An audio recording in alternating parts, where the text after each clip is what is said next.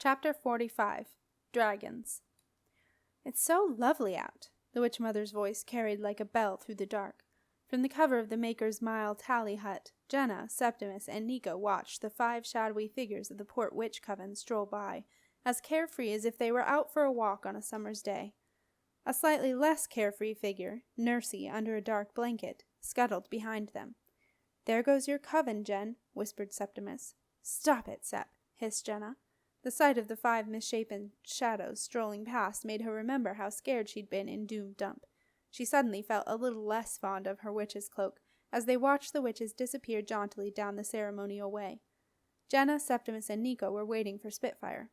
They had chosen somewhere out of the way where the dragon could easily land. Alther had gone to collect Spitfire. He had promised to be as quick as he could, but they all knew so much could go wrong. Every minute in the tally hut felt like an hour, but the moment when they saw the shadow of a dragon hovering above felt like forever. No one, not for 1 second, thought it was Spitfire. So different from the elegant Spitfire in flight, the 6-winged dark dragon descended clumsily through the fog, and after 3 attempts landed with a resounding thud on the raised circle that marked the center of the Maker's Mile. It shook the tally hut to its foundations. Jenna, Septimus, and Nico shrank back into the depths of the hut, convinced that the dragon knew they were there.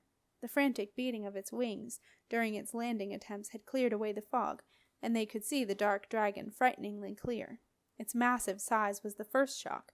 It made Spitfire seem like a delicate dragonfly in comparison. The dragon squatted awkwardly, shifting its bulk from one tree trunk leg to another, while a white forked tongue flicked in and out of its red slash of a mouth. It shook its lumpen head and rolled its eyes, all 6 of them, as it looked around. The eyes were arranged so that the dragon had virtually 360-degree vision. Its blind spot was a mere 10 degrees compared with the standard dragon blind spot of 90 degrees. The all-seeing eyes swiveled like glistening red ball bearings as the dragon surveyed the ramshackle remains of the market.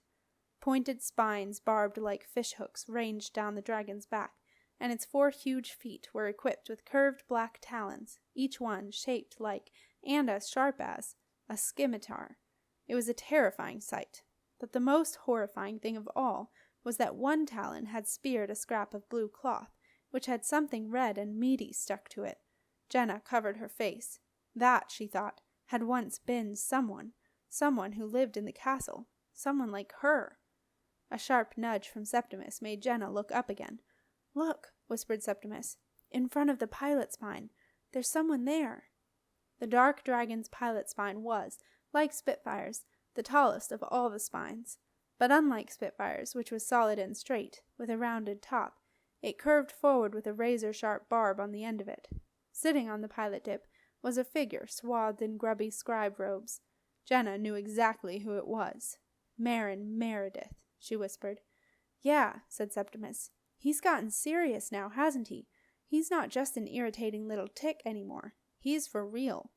"I can hardly believe it," whispered Jenna. "He's so pathetic, but he's caused all this to happen." "It's the dark, Jen. He's got that ring and now he got its power, and he's so stupid he doesn't care what he does with it. He just wants to destroy everything. You in particular." "Me?" "Beetle said he was ranting on about you, Sep. You know, about how he was Septimus Heap first, how he was going to get you, then he'd be Septimus Heap, with a 10 times better dragon." "Yeah, well, he's got a 10 times bigger one, that's for sure. Not better, though. No way, Spitfire's the best."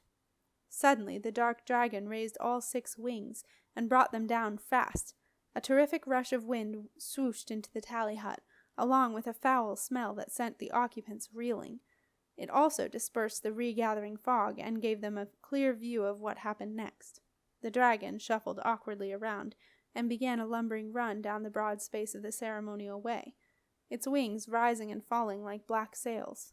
They watched it go, getting faster and faster until it reached the palace gates, where it finally took off, rose slowly into the fog, and disappeared into the night. "Phew," breathed Nico. "It's gone." "I was so scared Spitfire would come while that thing was here," whispered Jenna. Septimus nodded. He had been too, although he had not dared to think it. He believed what Aunt Zelda always said, "The thought is the seed for the deed." But a few minutes later something happened that Septimus had definitely not thought of. The dark dragon came back. It landed with a thud. The tally hut shook. The red eyes swiveled, and everyone held their breath. And then, once more, it lumbered into a turn and glumped down the ceremonial way, until at last it took off. 3 times the dark dragon came back, and each time the occupants of the tally hut prayed that Spitfire would not choose that moment to arrive. Each time they became more frightened, convinced that the dragon knew they were there. Why else would it keep returning? It was not until the 3rd time, when the dragon was a little more skillfully heading into his takeoff, that Jenna realized what was going on. "He's practicing," she whispered. "It's the only space in the castle where a dragon that big can land and take off." And they all knew what the dragon was practicing for: the assault on the wizard tower. A few minutes after the dark dragon had taken off for the 4th time, the smaller, more delicate, and infinitely more welcome 2-winged shape of Spitfire came down through the fog, heralded by the swooping figure of Alther, arms outstretched in his favorite flying mode. Spitfire landed lightly on the very spot the dark dragon had so recently vacated. He sniffed the air uneasily, in the way a house cat might sniff a pile of lion poo left outside its cat flap. The next thing Spitfire knew, 3 figures were hurtling toward him, one of which was his pilot. Spitfire felt relieved. It had been a nightmare flying with the purple one. Now she would get off and let his pilot sit in his rightful place. The purple one, however, did not get off. Pleased as he was to see Marcia once again, Septimus was not prepared to let her fly Spitfire. They needed to get away fast, and he doubted her ability to do it. He got to the point right away. "Get off!" he yelled through the weight of the dark fog. "Hurry up, Marcia," said Alther, who shared Septimus's opinion of Marcia's flying skills. "Get off and let the pilot fly his dragon." "I'm getting off. My cloak's caught. Oh, these stupid spines." Septimus was hopping from one foot to another in impatience. He yanked the reversed cloak off a small spine, and Marcia clambered down. She surprised Septimus with a fierce hug, helped him up to his seat in front of the pilot spine, and then took Jenna's place behind him in the navigator seat. Jenna stifled her irritation. This was neither the time nor the place to argue about where she sat, and she and Nico squeezed on behind Marcia. Septimus took Spitfire up fast, with Alther keeping pace alongside. Marcia tapped him on the shoulder. "Manuscriptorium!" she yelled into the clear air, created by the beating of Spitfire's wings. Septimus wanted to get Spitfire out of danger. He most definitely did not want to fly to the Manuscriptorium. "Why?" he yelled. "Marin Meredith! Code!" "Marin Meredith's cold?" "Not cold. Code. Paired code. He's got it. He's at the Manuscriptorium." Now Septimus understood. "He's not there," he yelled. At that moment a massive shadow cruised overhead, accompanied by a foul downdraft of air. "He's up there." They all looked up. The wake of the dark dragon cleared the fog, just enough for them all to see the cruel talons, black and bloodied against the white underside of its belly. For the first time ever, Septimus heard Marcia say a very rude word. "I'm taking Spitfire out after that thing," said Marcia. "I'll get Marin Meredith if it's the last thing I do." Septimus thought it probably would be.